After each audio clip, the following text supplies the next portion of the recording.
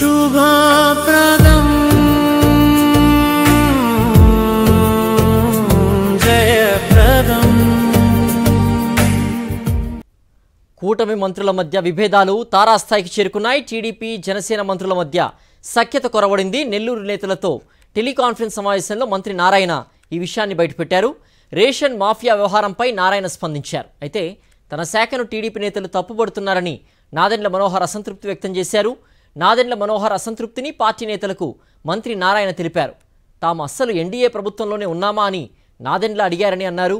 మీ శాఖ వ్యవహారాల్ని నన్ను మాట్లాడమంటారా అని తనను ప్రశ్నించారని నారాయణ అసంతృప్తి వ్యక్తం చేశారు. నేతల్ని ఎందుకు కంట్రోల్ చేయలేకపోతున్నారని రాష్ట్ర అధ్యక్షులు తనను అడిగారని టీడీపీ నేతలతో మంత్రి నారాయణ చెప్పారు. అనుమతి లేకుండా ఎవ్వరూ మీడియాతో మాట్లాడొద్దని మంత్రి నారాయణ నేతలకు సూచించారు.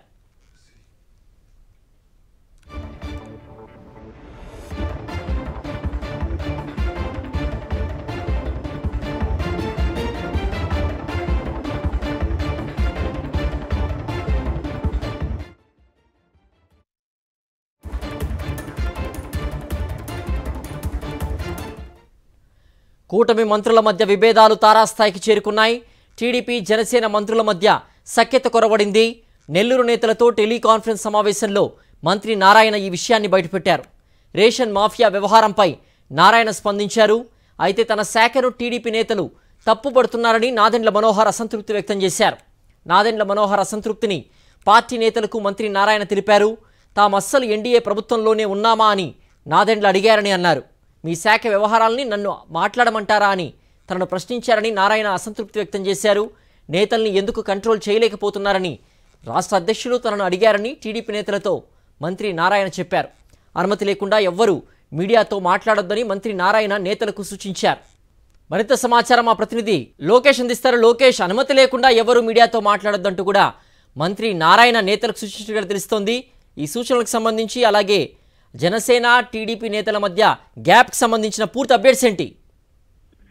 ప్రధానంగా సిద్ధు, ఏదైతే నెల్లూరు జిల్లాకు సంబంధించి రేషన్ మాఫియా కూటమి ప్రభుత్వానికి సంబంధించినటువంటి నేతలే నడుపుతున్నారు, అది అక్రమాలు అన్ని తెలిసి కూడా ఇటు ప్రధానంగా కూటమి ప్రభుత్వానికి మచ్చ తెచ్చేటువంటి ప్రయత్నం చేస్తున్నారని ఏదైతే ఇటు రూరల్ ఎమ్మెల్యే సంబంధించినటువంటి శ్రీధర్ రెడ్డి, అదేవిధంగా నుడా చైర్మన్ శ్రీనివాసరెడ్డి మాట్లాడినటువంటి అంశం కారణంగా ఈ ప్రస్తుతం మనం బ్రేకింగ్ చూస్తున్నటువంటి పరిస్థితి. దీనిపైన ఇటు టీడీపీకి సంబంధించినటువంటి ప్రధానంగా రాష్ట్ర అధ్యక్షులు కావచ్చు, అదేవిధంగా ప్రధానమైనటువంటి వర్గాల నుంచి కూడా మంత్రి నారాయణకి ఫోన్ కాల్స్ రావడం, ఆయన టీడీపీకి సంబంధించినటువంటి జిల్లాకు సంబంధించినటువంటి ఎమ్మెల్యేలు అదేవిధంగా ప్రధానమైనటువంటి నేతలతో ఒక టెలికాన్ఫరెన్స్ నిర్వహిస్తూ తాను మంత్రిని అనేటువంటి విషయం మర్చిపోయారా, అసలు నెల్లూరు సిటీకి సంబంధించి కావచ్చు, జిల్లాకు సంబంధించి కావచ్చు ఏం జరుగుతుంది అనేటువంటి సంచలనమైనటువంటి వ్యాఖ్యలు చేశారు.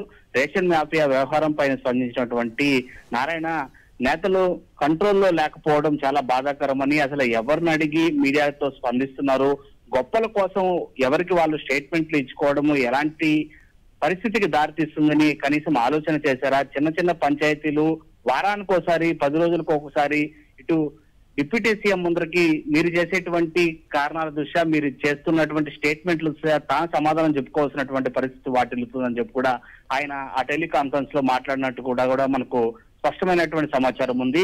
నా శాఖకు సంబంధించి ఏదైతే ప్రస్తుతం మున్సిపల్ శాఖ మంత్రిగా ఉన్నటువంటి మున్సిపల్ నారాయణకు సంబంధించి తన శాఖకు సంబంధించినటువంటి అంశాలపైన జనసేన నేతలు ఎక్కడ కూడా ఎటువంటి ప్రచారాలు కావచ్చు లేదా మీడియా పైన ఎటువంటి ప్రచారాలు కూడా చేయలేదు. అయితే జనసేనకు సంబంధించినటువంటి మంత్రి నాదెండ్ల మనోహర్ సంబంధించినటువంటి ఇప్పటికే ఆయన పౌరసరఫరాల శాఖ మంత్రిగా ఉన్నటువంటి నేపథ్యంలోనే ఆయన సంబంధించినటువంటి శాఖ పైన టీడీపీ వ్యక్తులు మాట్లాడడం పైన అటు మనోహర్ నారాయణతో స్పందించినట్లు ఆ కాల్స్ అన్ని కూడా ఇటు కూటమి సంబంధించినటువంటి మంత్రుల మధ్య జరిగినటువంటి ఒక స్పందనగా ఆయన ఫీల్ అయ్యారు. కంట్రోల్లో ఉండాలని, ఇకపై మంత్రి అనుమతిగా కావచ్చు లేదా ప్రధానమైనటువంటి పార్టీ నుంచి కూడా వచ్చినటువంటి సూచనల మేరకే మీడియాతో స్పందించాలని కూడా ఆయన ఒక ఇంత హెచ్చరికలు జారీ చేసినట్లు చాలా స్పష్టంగా అర్థమవుతుంది. ఓకే లోకేష్.